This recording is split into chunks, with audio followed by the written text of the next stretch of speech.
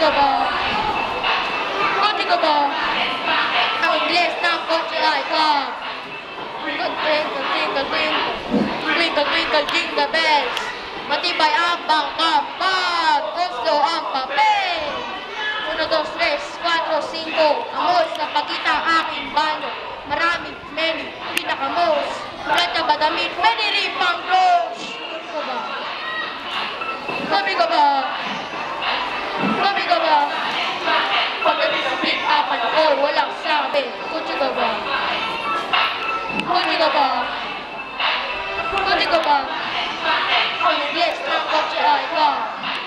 Milita tayo, wala akong mararating.